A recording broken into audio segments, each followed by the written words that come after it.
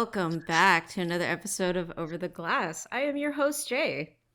I'm Nessa and I'm back home. I'm so Welcome exhausted. back. Thank you, thank you. It was an exhausting trip. Are you back in the Pacific time zone, or are you somewhere in between? No, I'm home. I've made it back No, I 2 days mean ago. like mentally. Are you? Mentally, I think I'm still on East Coast time, Hmm. honestly. I have been struggling with I am going to sleep around like 9 o'clock. I'm so tired. I mean, that's not exactly a bad thing. I should maybe be doing. I should maybe go on a road trip and reset my clock because like I've been going to bed like at midnight ish, and then I wake up at like 6:30, and it's not good. Like I really do need to be going to sleep earlier, but I don't know. Like I'm a night owl, so this 9 to 5 thing that I've been doing for adulting, it's just it It's I exhausting. just can't. Like Yeah, I find mornings so boring. I don't know why, I'm barely but awake in the mornings. yeah. But it's like it's not even a matter of like I'm not getting enough sleep, cuz I can go to sleep earlier and, get enough sleep to have to wake up much earlier, but I'm just still not there. Right. Like it's just not happening. So, I don't know. Anyways, weird rant, but yeah, so the Leafs finally did it. They did it, They which I'm finally happy did it. about. I was hoping they would do it. I'm not hoping they get very far, but I wanted them to get out of the first round for the fans because they haven't won a playoff series since 2004. It's crazy. But I mean, they could have rounded it to a nice 20 years, Could you have. They know? should have. It's so Just it's really strange. Like why couldn't you have done that? Like it just I don't know. But yeah, I didn't really watch the games too much. Because they were always on the days that the Rangers and the New Jersey Devils, and that was more priority to me. that's the Um, one I was watching too. yeah, but I would have it on the side. But the dual watching is I don't do it very successfully. I still cater towards one. I kind of like peer over now and then. I miss everything that I'm hoping I'll be able to catch on the other game. But I think yeah, so that game went into overtime, so there was extra time. So I was able to hop over and watch after the Rangers game. And yeah, I'm happy for Leafs fans, but my reaction was like, "Oh, cool." Like, Yeah. and it's like, oh, they did it. Oh, that went in. Hmm. Okay. It's funny because Chrissy was rooting for Tampa Bay because for her bracket she chose them to go on to the next round, while I chose the Leafs to go on. So we're like rooting against each other. I Mm-hmm. was like, "Go Leafs!" Uh-huh. When will I ever cheer for the Leafs? Just for my bracket. Hmm. Yeah, I thought it was gonna be. I wasn't looking forward to them losing or Tampa forcing the game 7. Just fans are so passionate, and I feel like even more so in Toronto because of their their past history of not being able to get it out of the first round. So I wasn't looking forward to the emotional trauma, the potential that they would get knocked out yet again. So I'm relieved on behalf of that fan base, and then by extension not having to hop onto this podcast and talk about the chaos that erupted from all that. But Yeah. yeah. Yeah. Did you see the Steve Dangle video? I have not seen it yet. I scrolled over it on my YouTube feed, and it has like the autoplay, and I saw just the beginning where he had his dual like yelling at himself thing, and I'm like, oh, that looks like it will probably be a good one. Yeah, But he's silly. He's yeah, that's very crazy. happy. Good for him. But yeah, I did see earlier this week that Hayden Christensen was at a fan expo. I'm not sure where in the world that is, but he was doing a panel, and he had his Toronto Maple Leafs hat on, and he was talking, and some fan yelled, "The Leafs won." And he That's stopped insane. everything and he was like, "What? They did?" And he was so excited, and then he started going into a ramble about how he was thinking about wearing some other hockey stuff today, but then uh, pretty much going on about superstitions. And he's like, "No, but like I didn't do this that last time, and so I'll just stick with the hat and whatever." Yeah. So that was cute to see. Darth Vader is a Leafs fan. That sucks. I'm just kidding. Maybe that's why he's so angry. That would make sense, actually. Yeah. That'd be Oh. enough to turn anyone to the dark side. Mhm. Yeah. That Uh, that was that was the hidden plot in the original trilogy. yeah, He he's got he the reach. finally gets the Leafs make it past the first round, and he comes back to the light side. It wasn't He's Luke. he's It was not. the Yeah. Leafs. Anyways, so on my road trip, Chrissy and I always like to visit different hockey stadiums, whether they're having a game or not, because we can't always afford to go to games. And we got to visit, what was the first one we saw? I believe it was the Carolina Hurricanes. Like we went into the shop and like it was pretty chill, and then we went to the Devils Stadium and then the Rangers Stadium again just to check out the store, picked up a couple things here and there. And then we stopped in Denver and we actually decided to go to a game. It was game 5 of the playoffs, which is why I have the jerseys up because it's my two other faves outside of the Sharks. Oh my gosh, and they're playing tonight and it's game 7. It's gonna be so stressful. What are Whoever your wins, I win. prediction? Um, I don't know honestly because they've been so evenly matched for the most part. Like, so the Kraken have been pretty solid defensively, is what I've noticed from the games that I've watched because being on the road, it's really hard to catch games. Um, and the Avs just don't seem like the same team as last year.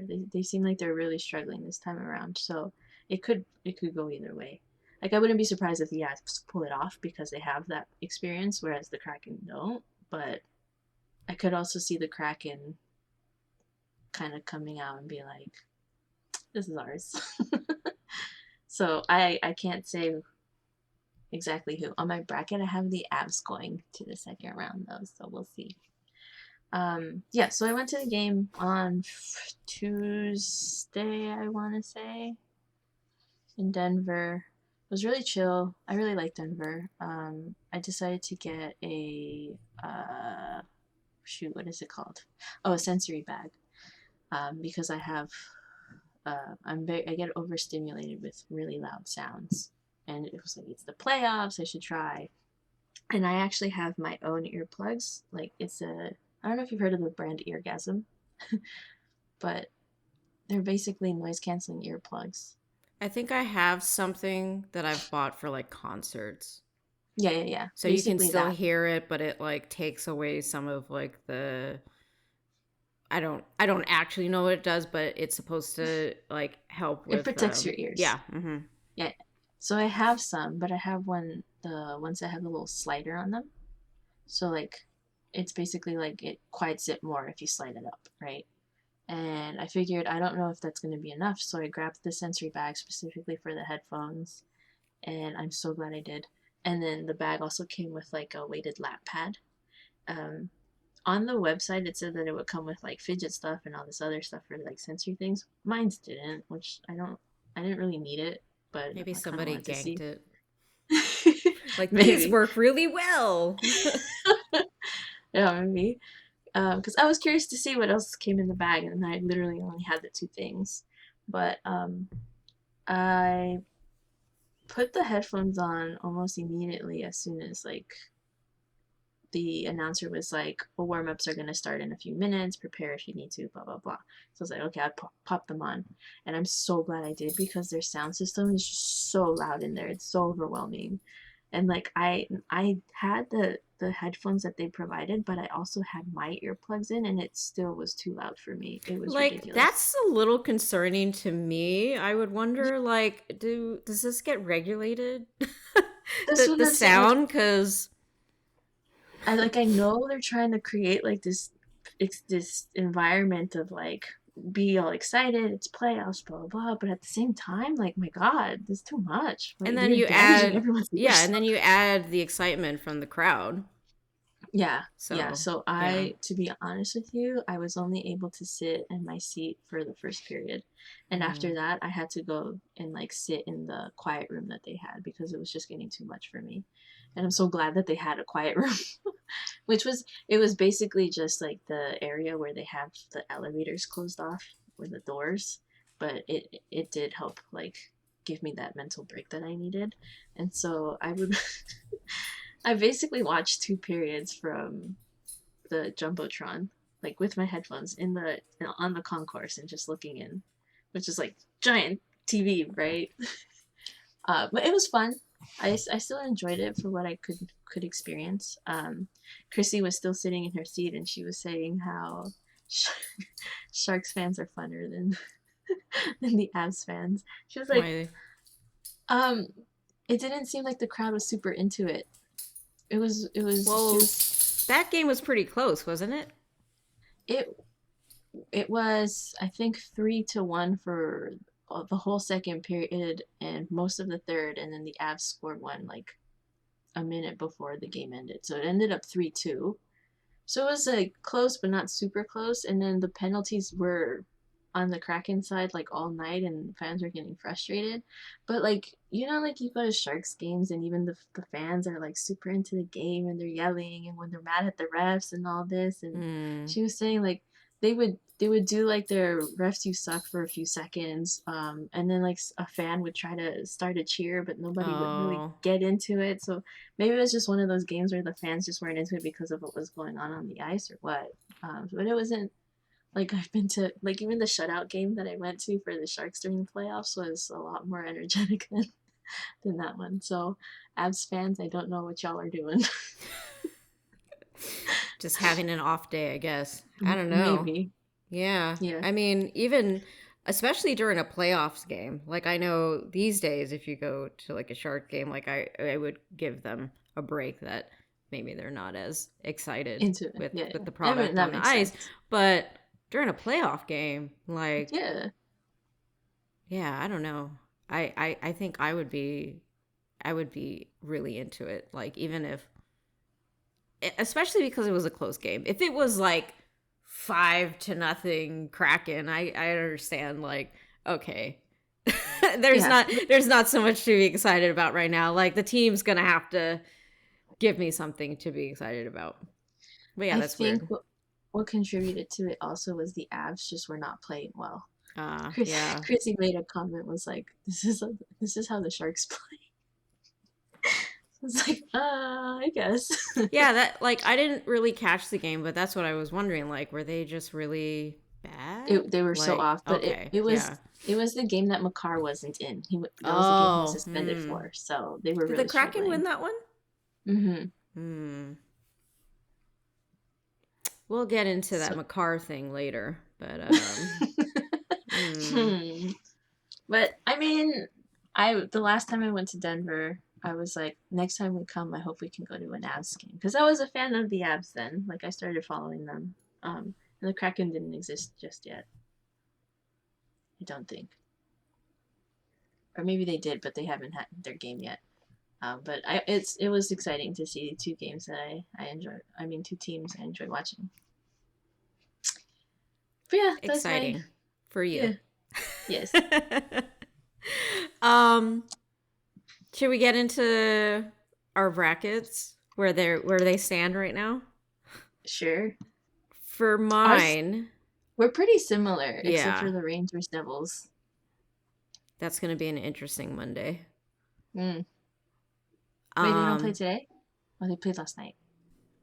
yeah, I don't know about tonight's game just because I was thinking the other day the Avs have kind of the same roster from last season, minus the goaltending, and then Landeskog.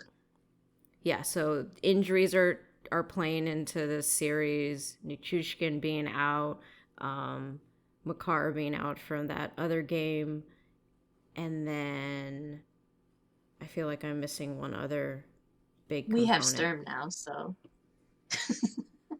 One of the comments that were made about the Kraken is their ability to roll all four lines. Now, are all four lines going to be as productive in scoring? No, but it does help where the other team has a harder time matching the like obviously if your fourth line is out there and is not as great, like okay, you can just put your fourth line out there and like you wouldn't have any trouble. But when you have four lines that can do a fair amount of making you work for the puck, then it becomes a bit more challenging. And I think like that's probably where the Avs are running into some issues with being able to be effective with their play. And this is just for me, like observing other people's comments. I haven't actively been watching the game. On top of the Avs missing guys and like key component guys like Landeskog, who would otherwise be like on the first line, would otherwise be on their first power play, which I feel like their first power play hadn't been as good during the regular season. And I know that they were kind of like McKinnon was out for a little bit. They were kind of, you know, they had their run with the multiple injuries. So given like, yeah, that's going to play a part with your power play one not being as good. But then correct me if I'm wrong, but like, has their power play been as effective in this series? I think one of the things the announcers are saying is that they have been struggling on the power play, and that actually the Kraken have been doing better in that regard. But Yeah, their power again, play is really good. Kraken's yeah, power play. like I said, the Avs just don't. They're not playing like the same team as last year, and it could be because Landeskog is that important to them, and he hasn't been there all year.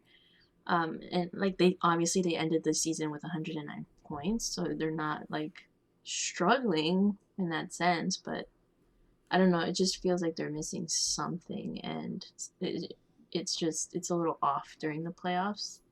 Um, and like basically Makar, Rantanen, and McKinnon are taking turns on when to put the team on their backs. Because the game that you went to, they had two power play opportunities, the Avalanche, and they didn't score on any of them. And then obviously, who's quarterbacking that power play one, and who was out during that game.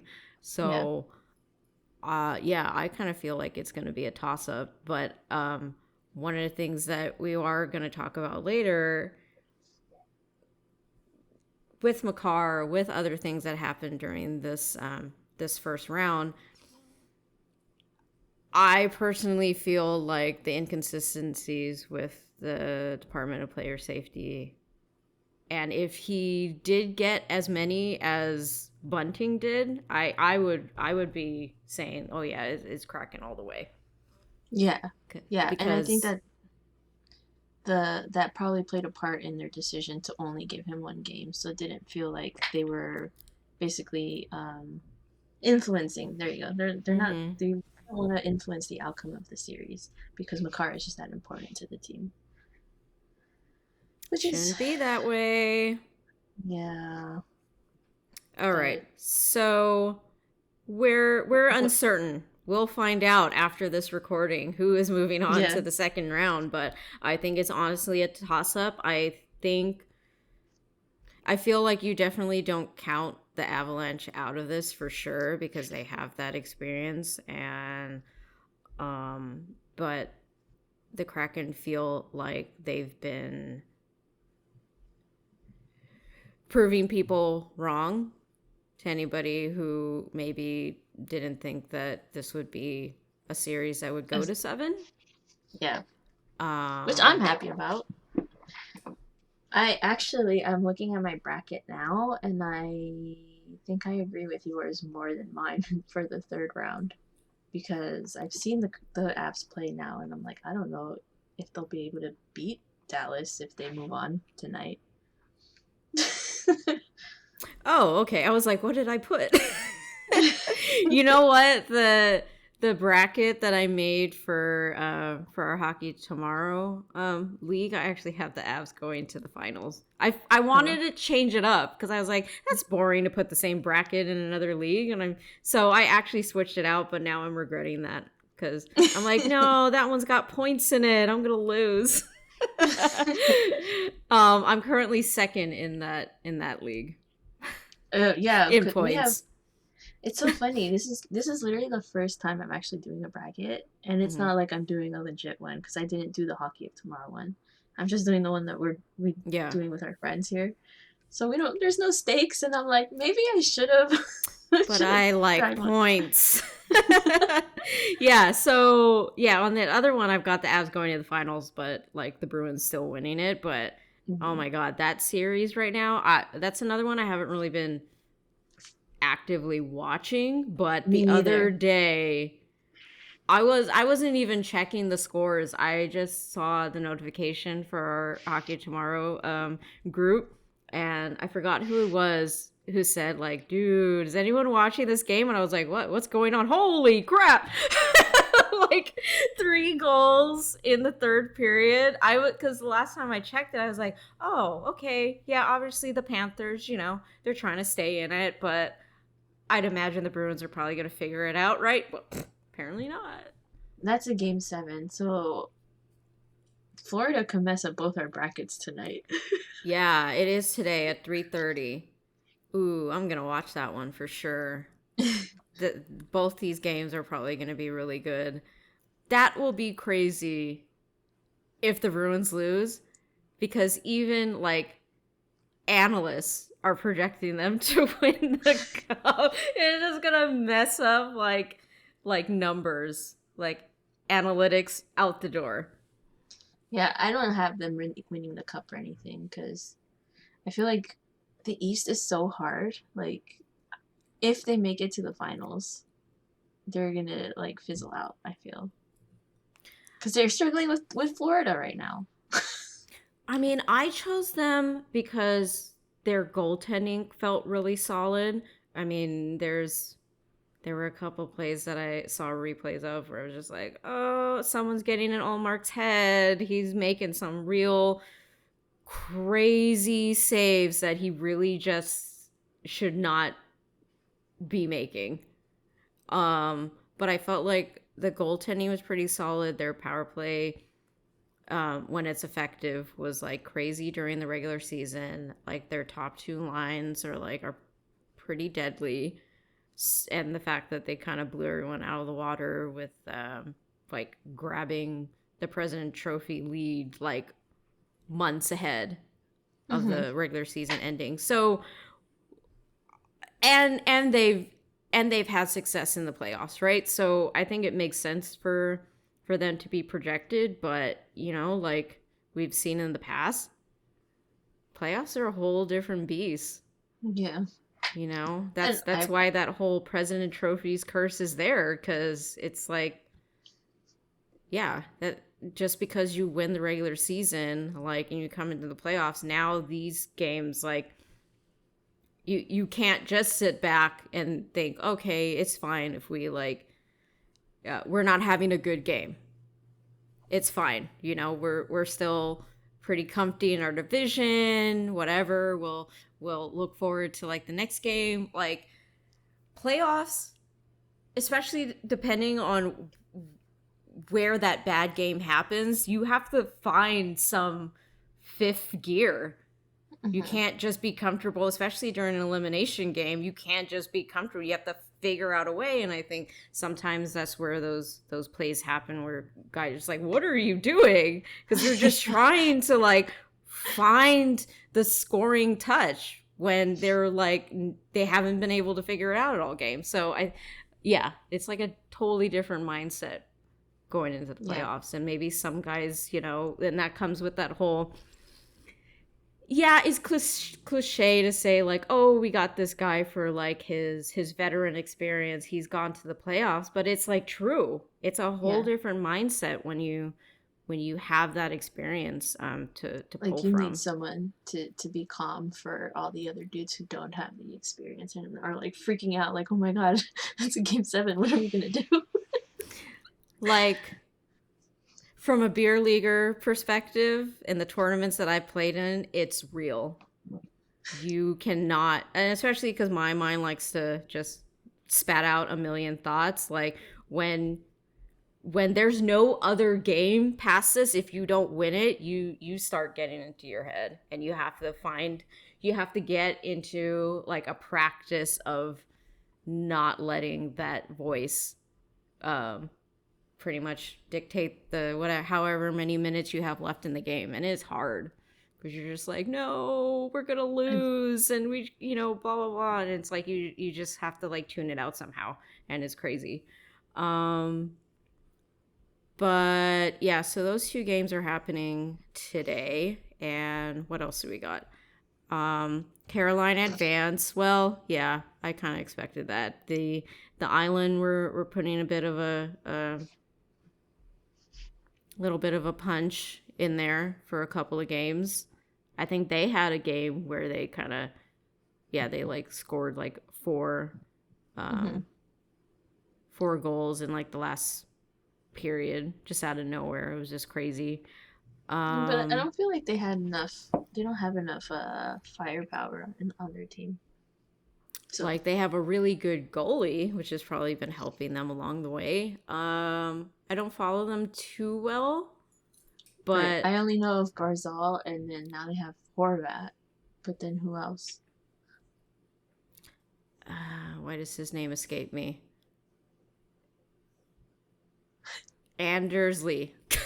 Oh, But oh yeah, the captain, yeah, huh? yeah. Forgot about him. I thought it would be kind of cool for Team Chaos for them to advance and then the Leafs to beat the Bruins, and then for the whole John Tavares thing for them to Oh, meet in the conference oh, finals. That would have that would been be fun. fun. But For they team for Team Chaos, I think I mhm. would prefer Dallas and the Rangers to make it to the finals, so we could have DeBoer go against Gallant one more time. It could happen. I don't know. The Rangers need to figure out some consistency if that's the case. The Stars, I was a little concerned in the beginning, but they figured it out, and it looks And then like Joe Pavelski went Pavelski is down. around the corner. It was basically what happened in 2019. Pavelski goes down, and then the team figures it out. Hmm. That guy just means so much to the players. So yeah, so Dallas advance, the Knights advance, which blah blah. Okay. Mm. I just think like the Jets. Like I saw some tweet the other day. I think someone from the media was asking Hellebuck about a possible rebuild. Again, I don't know the context of it, and pretty much he said he would not be interested in a rebuild. I've seen comments of the players, not the players, the fans saying that it seems like the Jets' problem right now is lack of leadership, and that's why they can't seem to go Mm. anywhere. So Hellebuck is got 1 year left after this season. So he could be a trade chip for next year. Mm-hmm. That'll be interesting to see.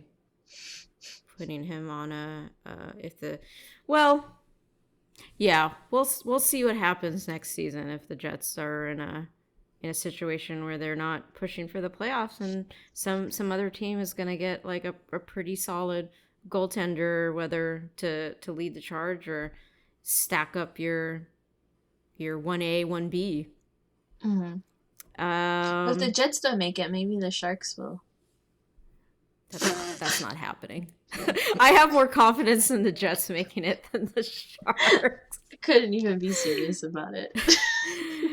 um and the oil advance that I was kind of hoping the Kings would, just so because don't care Team so much Chaos. about the Oilers, but Yeah, it makes sense that they did, and they put on a pretty good show. I guess I've got to give them credit.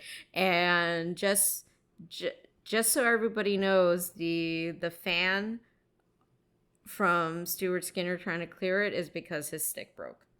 And like the odds of that happening. Yeah. Oh my god. And he went over to the bench and you could see like the players like trying to give him some encouragement, but like that, I've had that happen before, not my stick breaking. I just whiffed on it. It's so embarrassing. It is so I came and I had a time when I went and did that and I whiffed on the puck, and I pretty much, the net is wide open for this person to pretty much take a free shot, and it was like, wow, this is so embarrassing. I would crawl into that net. I wanted to just be like, yep, get me off this ice right now. I just want to cry in the locker room because that was so embarrassing. I'm so sorry that happened to you. Yeah. So in that moment when Skinner, I was like, oh no, he fanned. And I was like, oh no, that's like, oh god. But just to make it like, yeah, okay, so it ends up not being his fault, but like, it still sucks. It still sucks. Like, out of all the times where that stick could have broke, it broke right there. Like, wow. But, you know, they still ended up winning, so that would have been crazy if they didn't, right? Yeah. Not that, not that it's his fault, but it would have been crazy. I haven't been paying too much attention to Vegas or the Oilers, really. And they're about to play each other. And I had the Oilers advancing, but now I'm not so sure. It's going to be a crazy series for sure. Like, when I was putting together my bracket for that, I was like, like, coin toss? Right. It'll be interesting. I'm pretty sure my bracket's going to end up bad, and I hope it does, because I don't want the Oilers to win. I was just doing based on who I picked and, like, who I could see coming out of each series. Right. I feel like that one is, just off the top of my head, feels like it's going to be pretty even matched. Like, Vegas has found their fifth gear. They have, obviously, Stone came back, and doesn't look like he had surgery at all, because he's just killing people left and right out there. But like, I want to say, again, I haven't been watching that series, but I'd imagine with the components that they have a pretty effective power play per se. Obviously the Oilers definitely do, because that's just McDavid. But yeah, I think on the goaltending, Vegas might have an edge on that. And this is mostly because, as much as like Stuart Skinner, it's been like a Disney fairy tale story that he's been able to take over the number one position. Like, they brought in Campbell, who saw him backing up the former AHL goalie in his first like full NHL season. Does Campbell figure it out if they get into a position where maybe Skinner's getting lit up left and right? I don't know. But I think right now Vegas is they've been playing Brossoit more. And I don't think like Quick has played a single game. Given if they do end up needing him to come into the game, obviously Quick has all that experience in the playoffs. I forgot Quick was on top. Yeah. I forgot that happened. Yeah, so I think Vegas has that edge for their goalies. I want to say Vegas has better defense than the Oilers, but yeah, because Oilers seem to always have problems with defense. Oh, no. Yeah. But, you know, then again, it's the playoffs. You know, I think that'll be a crazy series for round 2. There could be potentially another Stars versus Vegas Western Conference final. I think my bracket's gonna mess up after the second round. Oh well. So yeah, I don't really have anyone I'm rooting for to win. Besides, like, if the Kraken can do it, I'll be so happy for them. That's it. That's the only person I want to win. If they can't, then it's fine, because it's only their first try. I'll be sad when the Rangers get knocked out because then I'll be like, well, who do I care about now? You can still care about the Devils. Well, assuming the Devils knock out the Rangers tomorrow. I forget. I guess I won't care as much, but I guess. Do it for Timo. Well, he's not doing a whole Doing lot of anything. I'm not saying it's his fault. They're gonna need to figure out chemistry. I feel like he's like getting knocked around left and right in that series. yeah. He's getting his shots in. I just think I don't know. Maybe he needs some adjusting to like the Eastern Conference. Maybe because it's different, right? The West Yeah. is mostly for hits and like being gritty, and then the Eastern it feels like is more about speed and like all that fancy stuff. Yeah, so I don't know. But He'll figure it out. He'll be fine. yeah. I just want them to make the Eastern Conference. If not this year, next year. We need that first round pick. Next topic. Should we talk about the ugly stuff?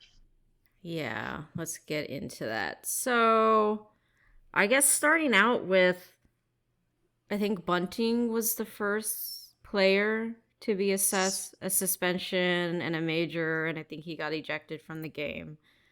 And he was assessed a 3-game suspension, which initially I was shocked by because if it were a regular season game, like, okay, yeah, but because it's the playoffs, it's like, wow, that's like, you could pretty much not see another game if like the Leafs don't advance, right?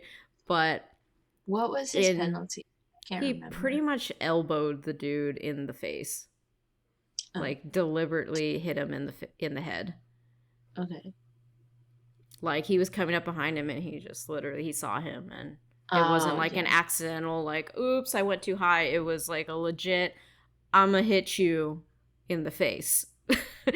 And I think that was Cernak and he never came back into the series. Okay.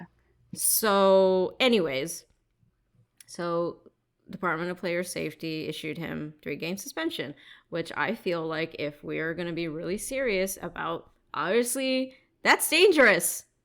That's their freaking head. They need that.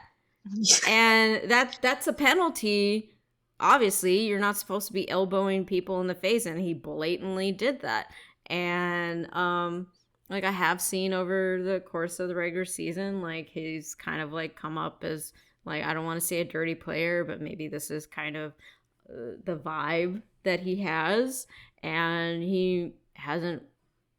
I haven't seen suspensions being handed out to someone like this. So maybe you give them like a minor, which these days is like a slap on the wrist, like whatever. They're gonna be back out on the ice like after the 2 minutes. Like that's the ability to just forget about that and move on, like I feel like is not as effective if you're trying to get these dangerous behaviors out of the game. And so I was like, okay, cool, yeah, I can back a 3-game suspension.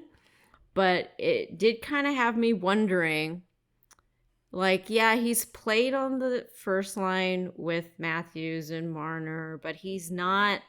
If you take him off of the first line, it's not like he's gonna be lighting it up left and right like on the third line, right? Mhm. He's like a I don't want to say like a little bank, but he's just one of those guys where he does need like the playmakers to make him more effective. But so that's what kind of went through my mind when I saw that. I was like, well, let's see what you do when this player's actually like What like if a Matthews did this, like what would you give them?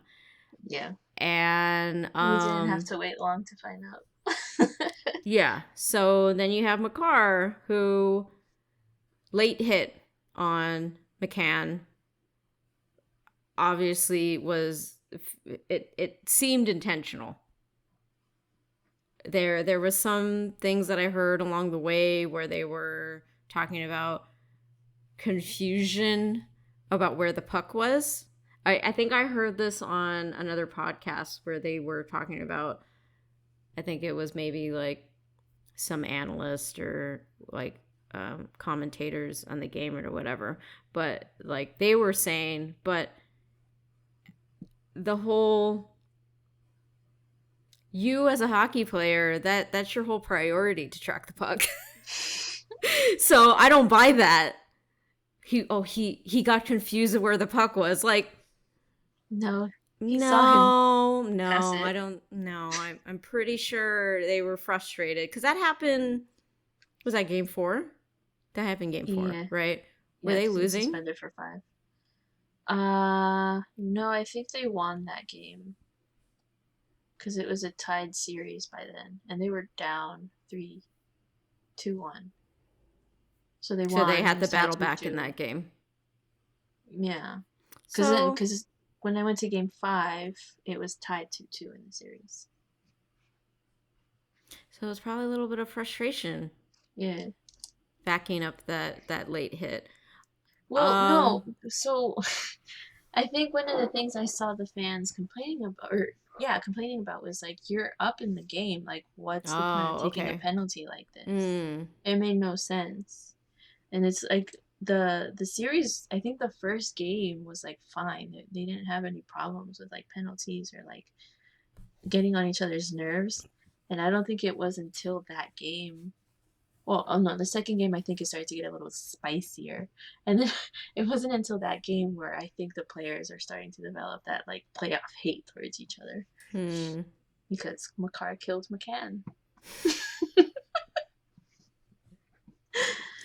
Yeah, so Um. Yeah. So not surprising that Department of Player Safety is obviously well, one, wasn't that penalty reduced to a minor, which I don't understand why. hmm Um I don't I understand any of these rules. So the podcast I was listening to, they brought up, one of them said, "Do you know the in the rule book what the difference with a minor and a major is?" And like I was sitting in the car, I'm like, I don't think I actually know the difference. Like, outside of it obviously being 2 minutes and 5 minutes, like, I was Right. thinking, that's a good point. What is it? Mhm. I think he said, I'm gonna get the wording wrong. This is the wrong word. Like a malicious hit. Pretty much the intensity of the hit dictates a minor versus a major, which I think is like they need to redefine that. Because Mhm. immediately, if I'm thinking, oh, so it's subjective, Mhm. like all the times that, what's his name? Tom Wilson hit people, so that's not a major. You're like, yeah, Yeah. that's fine. He pretty much almost took that guy's head off because it was like he like rammed into them like a semi. Like, no, that's fine. That wasn't super malicious. Like, what? So yeah, so I didn't understand why that was reduced to, from a major to a minor, if that's the reason in the rule book. Mhm. Yeah, I don't know. I think they need to be more specific about certain things in the Mm-hmm. rules. Yeah. So I But yeah, feel like that came into play where Department of Player Safety is like, oh well, it was only a minor. Like, but was it? if the rule definition of the minor is just the impact of the hit, like then that whole rule needs to be redefined because that's Yeah. that's that's crappy. So Um. I also feel like that hit specifically, and that. punishment, maybe, could have played a part into what happened to Cogliano. Because when the players feel like the refs aren't doing enough to protect them, I guess, within the game, they prefer to take things into their own hands. And that play, I've watched the clip last night of the hit Eberle did on Cogliano, and that looked bad. Like, that was really scary. I was surprised to see Cogliano's legs still moving and him being able to get up. And I guess he came in for the third period as well, which is wild for when the news broke that he friggin' broke his neck, basically. Was that assessed a minor or major? I don't think they didn't call anything. Actually, I'm remembering now. Yeah. It was nothing. No, it says Avalanche were upset at the time of the call that it was a 2-minute minor. Oh, was it? Yeah. I thought that was one that went uncalled, but maybe I'm mixing it up with something else. Yeah, so I guess they called it, but the Avs wanted a major because, fuck, man, his neck, his head literally, it looked bad. What Eberle did was boarding to Cogliano because he hit him from behind. Cogliano never saw him coming. Didn't they give that a cross-check? I don't know. Because I actually wasn't watching the game when this happened. I think I might have been on the road still. Yeah, I don't know. I feel like if a player is severely injured off of a play that is already breaking the rules, that should be considered a major. Like, in my logic. No? Mm-hmm. Officiating in the playoffs is like on a whole different planet. That makes it's like all the rules go out the window. And I'm kind of eye-rolly about how, okay, the intensity of you being in the playoffs and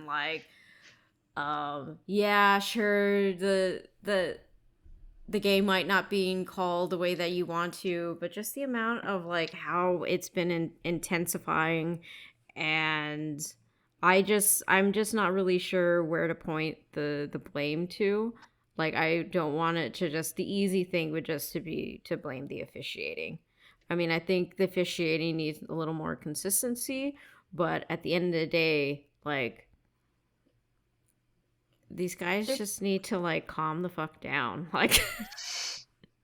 I know this is your job and this is what you eat, sleep, breathe every day of the week, but the examples that we just brought in here, there's no reason you need to be intentionally injuring somebody.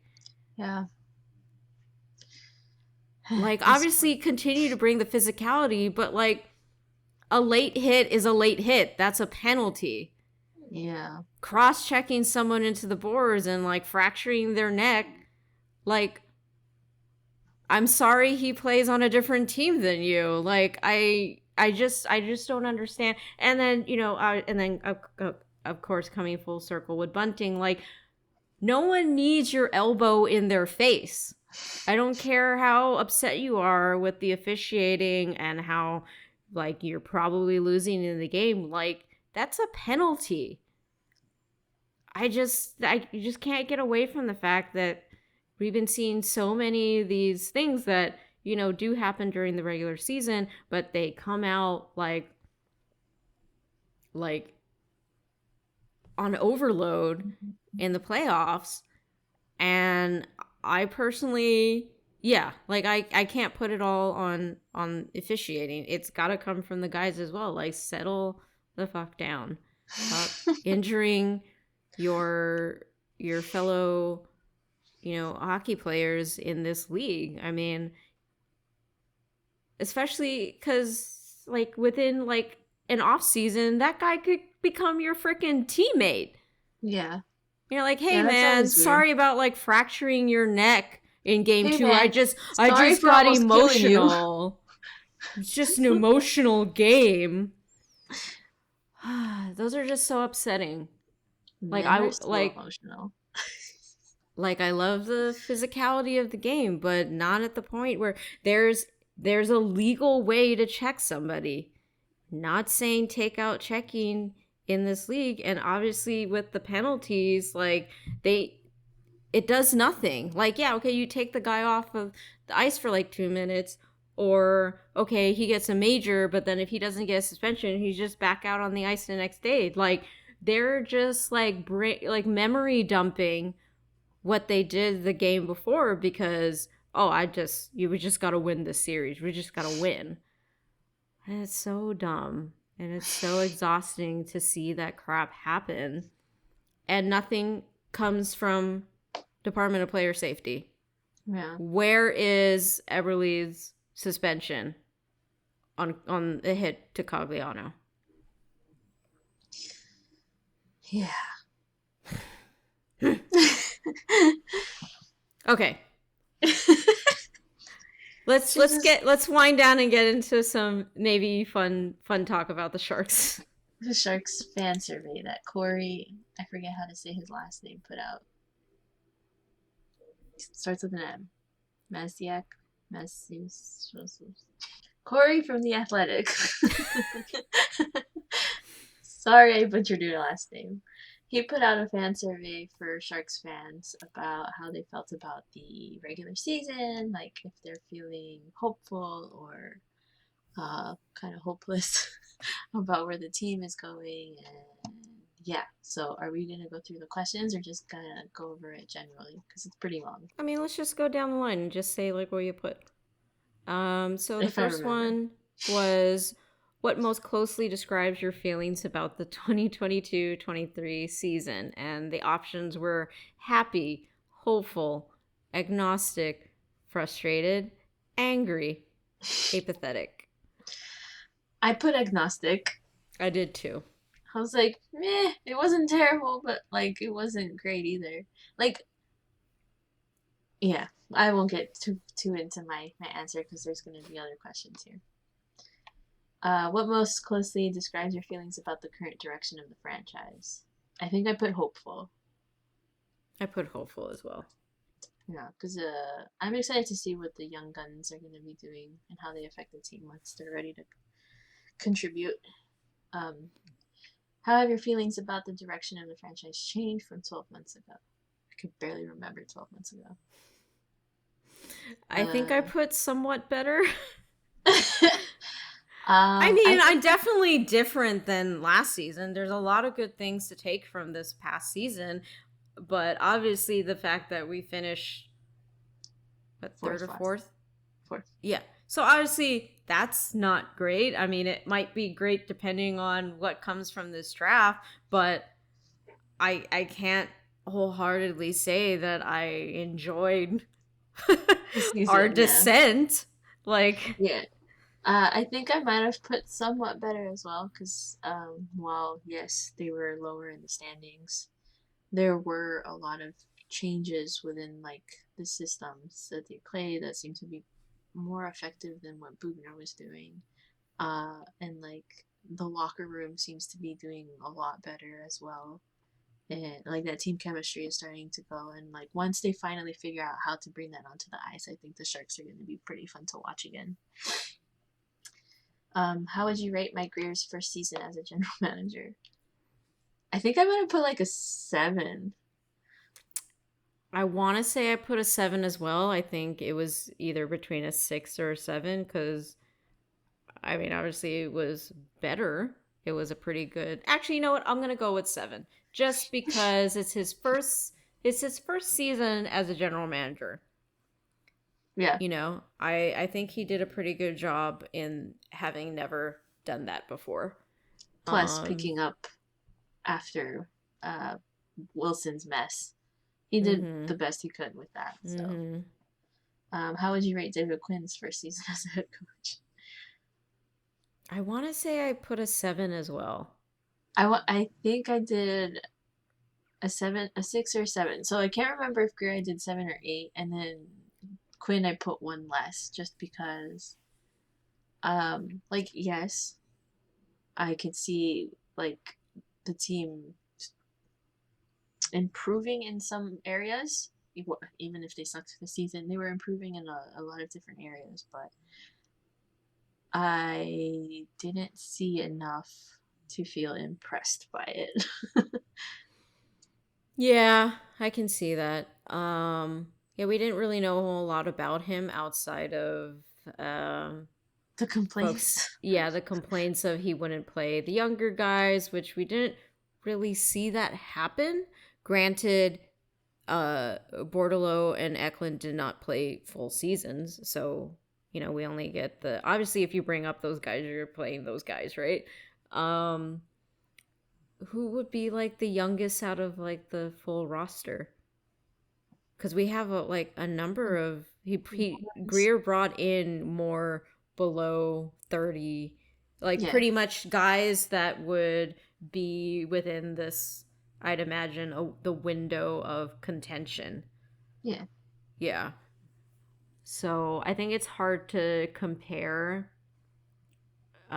for Quinn alone, but in terms of from Bugner's season, I think it's an improvement. I think right. especially the top, well, our top two lines, I think those were the most like up and down during the season, and I think it's just kind of it came down to the individual players. I feel like because Hurdle just didn't have a very good season, and Right. obviously you're gonna.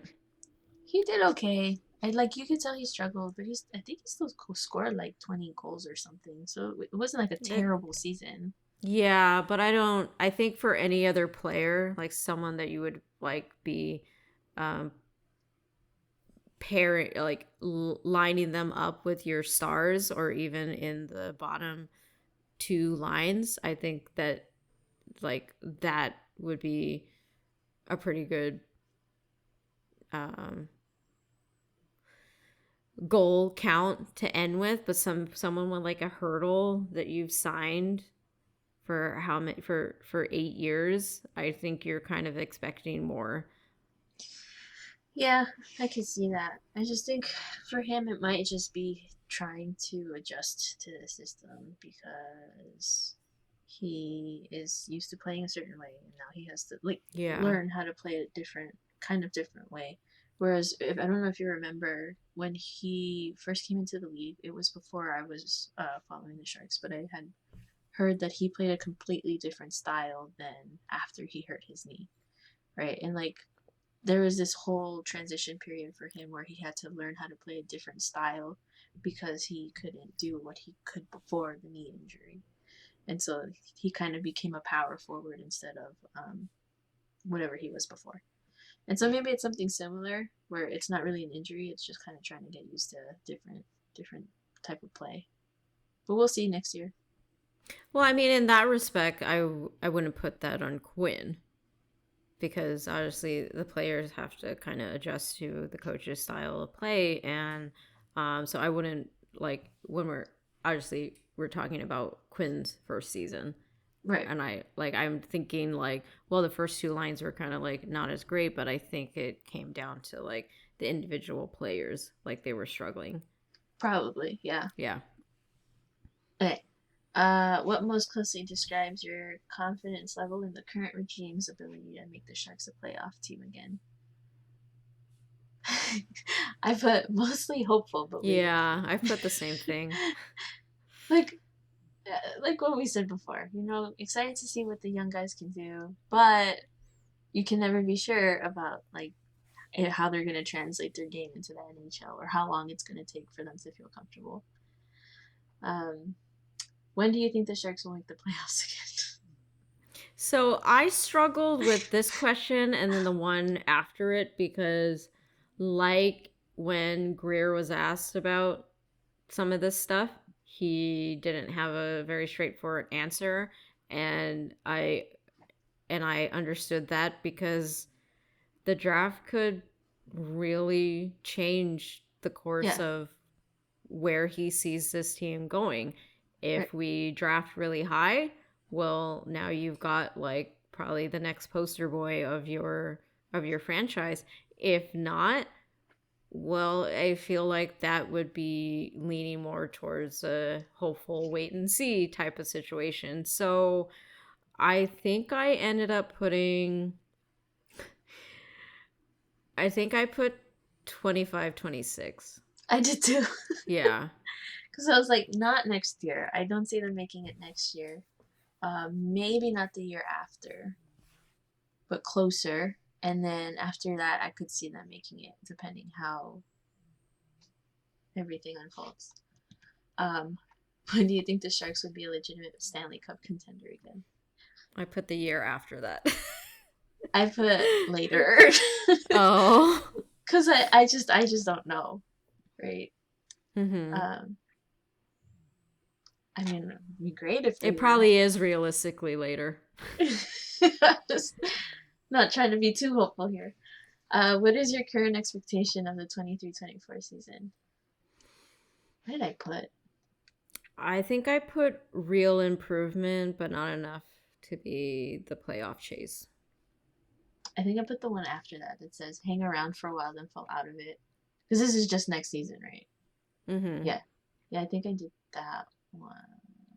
No, wait. Real improvement, not enough to be able to. I think it could be in between those two. Like, obviously, with this past season, I think, I forgot who wrote it, probably Corey, because he had that whole article about how the Sharks pretty much like tanked by accident because they weren't projected to be in a situation where we would be in the bottom, but they somehow like found themselves in that situation. But I think he had projected them to be around the 70 77 point area. So I think that's kind of like a baseline. And then maybe next season, depending on who comes up from the Barracuda, like I'm not sure if I feel like Eklund should come up. Like, I'm kind of still okay with them just cooking down there. Because we're just, like, really in no position to be pushing for any playoff position right now. But then again, goes back to the draft. Everything could change with the draft. Like, especially if you get one of those top 4 guys, like, they could start in the NHL, like, in the upcoming season. I think for sure Connor Bedard would start in the NHL. Oh, for sure. But we're not getting him. Let's not get our hopes up. Yeah, please. but I mean, like they're saying, obviously he's leading the charge. He's run away with it, right? But even somebody like from last season, the first overall pick, oh my god, I'm Slavkovsky. I know I got like the first 4 letters right. He started in the NHL. Obviously, he got injured like at some point, and then whatever. But and then like the Canadians are nowhere near making a play. But then again, that's entirely dependent on the organization whether they want to like do that, whether or not should have just cooked down in their AHL. I didn't follow it that closely, but if someone like a Connor Bedard would like just jump right into the NHL, like I can see the potential depending on what organizations grab the other contenders for second, third, and fourth. If anything, maybe they just like hang out a bit in the AHL just to get their feet wet, and then maybe like at some point during the season they get brought up. Like, so if we find ourselves in that situation, yeah, I think you maybe see an Eklund come up. I think Bordelot needs a little more time to cook, though. Yeah, he didn't seem to translate so well this year, but who knows, man? It's just, like the AHL and the NHL are so different. But anyways, I mean, it's like I said in a past episode. Like I feel like he's just like 2 or 3 steps back from the play. And I think he just kind of needs to get up to speed with it and he'd be effective. But Eklund's kind of there already. He just needs this team to not be shitty because Yeah. he's not in a position where he's like a Connor Bedard where he's going to come in and like drive the team. He needs help. Yeah. So, okay. Who was the most surprising player in 22-23? I want to know your answer first. Why? Because I just want to know. Really? Are you really that surprised?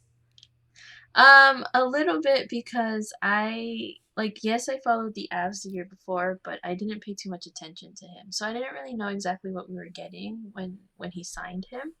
And then I don't know, I just really like he just seems like a like how else to describe him but like a rock, like he's pretty reliable. He can score sometimes. And he seems to have like good leadership skills. I don't know. I was surprised to get someone like that during the off season. I think I'm less surprised by all the reasons you mentioned, just because he went through the whole thing with the Avs. Yeah, I guess. Like it makes sense that he comes in and he's got that like mindset. Mine was Steven Lawrence.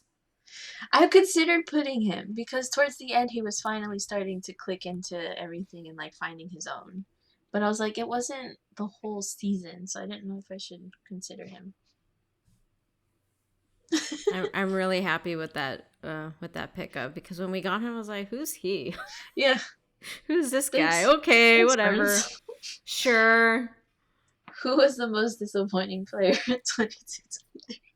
And we picked the same person, probably for the same reason. So many other options, and yet I was like, no, their disappointment. Like I can just eye roll about, but I considered putting Ferraro. I really did because he kind of fell off the face of the earth this season. But then I was like, oh, the name after him, Senor James Reimer. Yeah, no, definitely the most disappointing. For reasons we've already talked about on this podcast. Who was the best free agent addition in my career's first year? I think I also put Sturm for this one. I think I did the same. Yeah. Benning is a close second, but yeah, Sturm for sure. Who was the first free agent addition in Mike Greer's first? What? Oh, the worst. I said first. Who was the worst free agent addition in Mike Greer's first year? I put Nudivara because he didn't play all season because he was injured. Yeah, I was between him and Svechnikov because I was thinking like, well, obviously it'd be disappointing that you pick up some guy and he doesn't play at all. Like it was kind of like, I mean, I guess a waste. But I think I ended up choosing him, but then I was between him and Svechnikov because Svechnikov, like, just like you could pick any other person to do his job. He didn't really do a whole lot that stuck out to me. Like even people like Scott Harrington, at least he was, pretty effective on for the defense. But Svechnikov, like you could take him out of the lineup and I wouldn't even realize he's gone. So that's upsetting. But definitely a signing that someone didn't end up playing would probably trump that. What was Mike Greer's best trade in your opinion?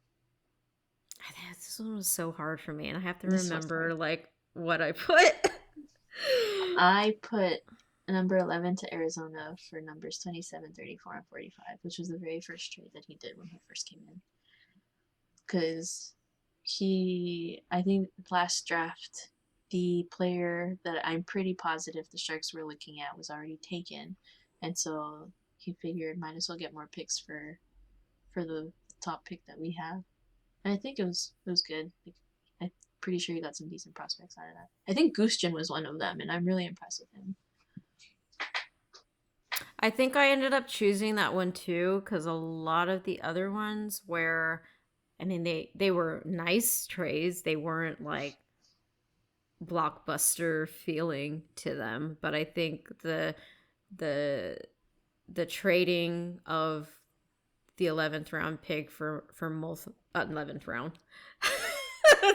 The poor people selected in the 11th round. The 11th overall pick. Like I'm a big fan of, obviously, if you didn't get the guy that you were hoping to get with that one, like, might as well increase the possibility that you get more bang for your buck and getting those other picks instead, I think, is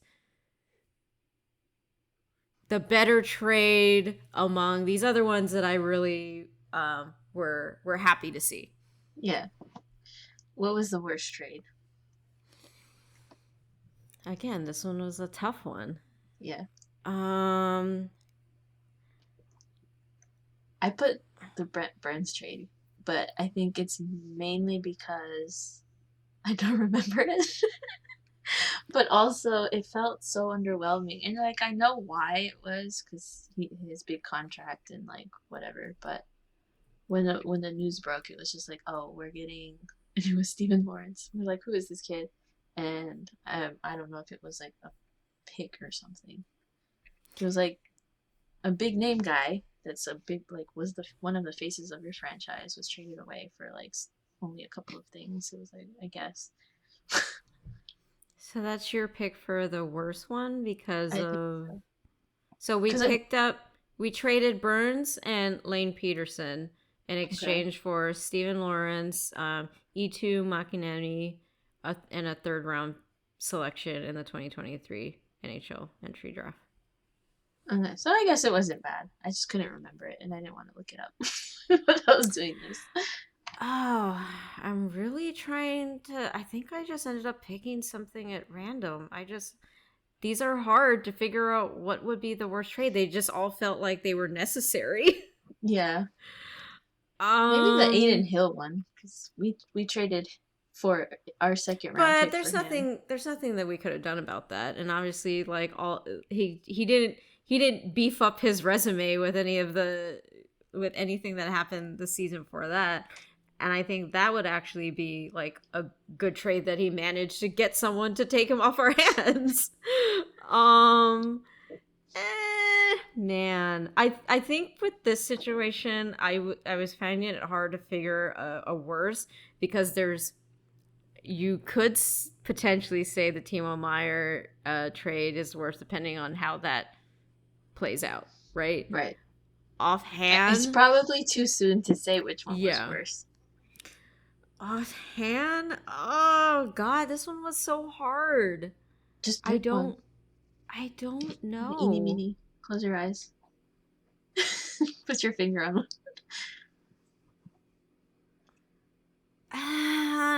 I don't know. Maybe the AC Mont one. Like, maybe you get a little bit more for him, but then I was fine with that. So I don't know. Maybe like, the John Leonard and the third for Luke Cunnin. Because I like Cunnin, but a player and a pick for him seemed like a lot. Next question. What do you want to see happen with Erik Karlsson this summer? Oh my god, these were just getting like harder. I'm pretty sure I put no trade all the way through these next questions. I think I did that too, because at the end of the day, it's going to be up to Erik Karlsson, and I don't think there's any situation where, obviously, it's going to be terrible if we trade him, because we're going to have to retain something, and it's just going to look awful. I think that trade is just going to look awful, and at the end of the day, unless Erik Karlsson says he wants to be traded, I don't think Greer is going to... There's no benefit to that. Yeah. So, no trade. If the Sharks win the Connor Bedard sweepstakes, wishful thinking, what do you want to see happen with Erik Karlsson? Honestly, he's staying if we get him. Yeah, can you imagine a Bedard and Karlsson connection there? Like, if we got Bedard and Greer's like, hey, so can I get rid of you? Like, Karlsson would be like, no! Like, what's wrong with you? What? What do you think will happen with Erik Karlsson? Again, oh, that's a toss-up, though. No trade. I put no trade because I don't see, whatever. You already explained it. If the Sharks win the Bedard sweepstakes, what do you think? Well, wait, did I already ask this? What do you, if they win? If they win? Maybe he meant lose. He put win twice. Okay, if the Sharks Oh, lose. no. He put, what do you want to happen? And this one is, what do you think will happen? Oh, I see. I see. I still said no trade. Yeah. I think want and think is in the same boat. Who was the Sharks Rookie of the Year in 22-23? I put Eklund because he won the award. I mean, yeah, it's Eklund. Which Barracuda rookie impressed you the most this season? I'm pretty Gushchin. sure I put Gushchin. Mm-hmm. Yeah, he was fun. Like Shakir, we just need to have more exposure to him. Yeah, there was that one game where he had like multiple points, so I think there's like a lot of there's going to be a lot to be excited about with him, but we just need more time to see it. Yeah. Which prospect who hasn't made his NHL debut excites you the most? I think it's Shakir. Yeah. High five. Yeah. Which goalie has the best chance to be number 1 on the Sharks depth chart someday? I can't remember where I put this one. I think I put Krona. I think I put McInniemi. But to be honest with you, I haven't been paying too much attention to these dudes. So because he won whatever that NCAA, I think it's NCAA award for the Frozen, goalie. And he won. His team won the Frozen Four last year. I don't know. Well, we'll see how that translates over from college to professional hockey. How do you rate the current state of the Sharks prospect pool? I can't remember what number I put. I might have put like a 5. I think I put a 6. It's like, maybe, yeah, that sounds right. Because it's like, yes, because it did get beefed up a little bit with some of the stuff that Greer did, but I think we just need more time. Just need more time to see it, to see the vision. Yeah. They need time to flourish. How would you rate the 22 draft class almost 1 year later? I think I'm going to put like a 6 or a 7. Because, like, yes, they did well, but it's not like, oh my god, I'm so impressed. This is amazing. Yeah. Okay. If the Sharks win the number 2 pick in the NHL draft, they should select. This one's easy. This is no-brainer. Adam Fantilli. Come on.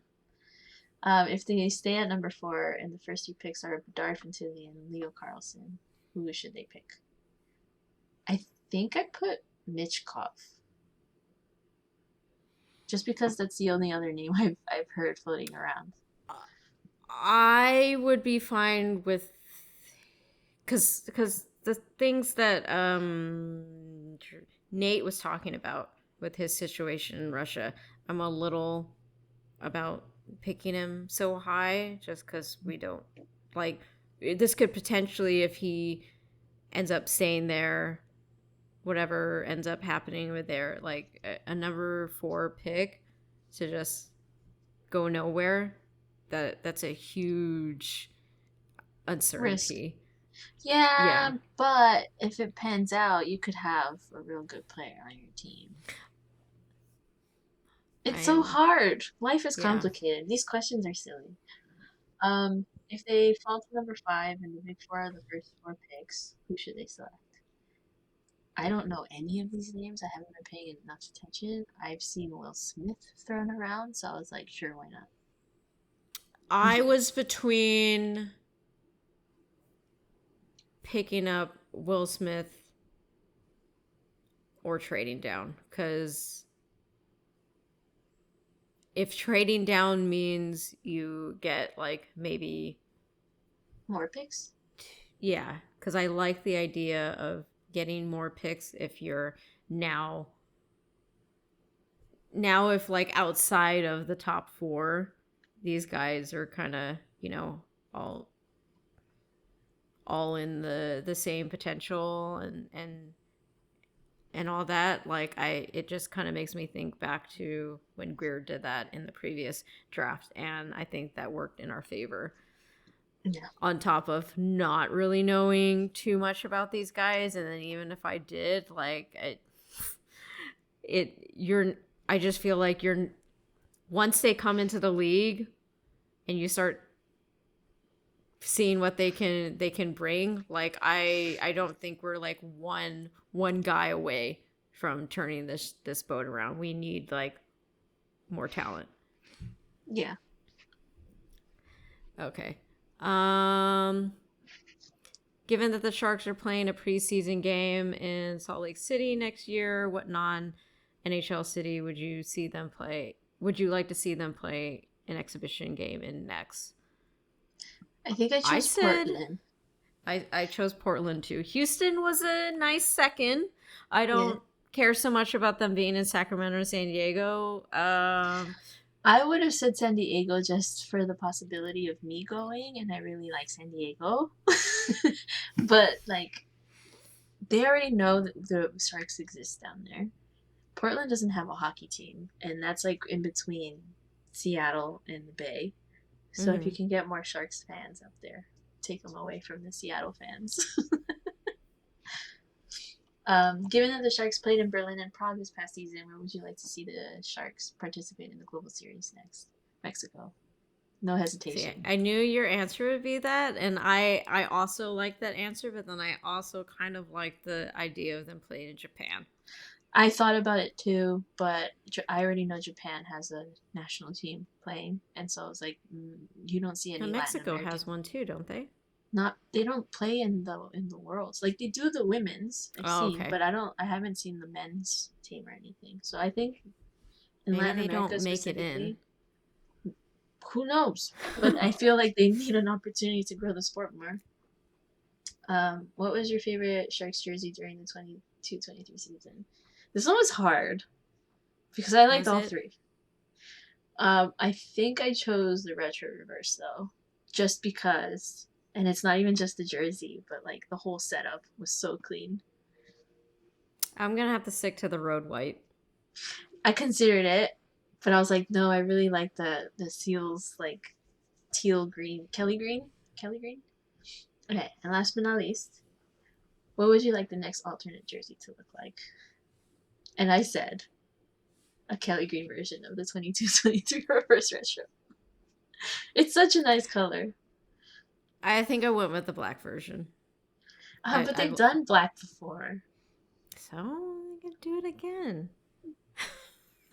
It's just like black is everyone does black, so I wanted something a little different. But I mean, we've got all this stuff. They could just like reuse it and like add another one to the pool. I guess. Okay. All right. So that's all we've got for you today. Yay. More playoffs. More playoffs happening today. I had to take a break earlier this week. I was getting burnt out on so much hockey. Yeah. But these two coming up will be exciting. So I guess we'll see what happens if everybody's bracket gets blown to bits because the Bruins can't finish it. Yeah. All right. Thanks for joining us today. As always, I'm your host, Jay. And I'm other host, Nessa. Thanks for joining us. Bye. Bye.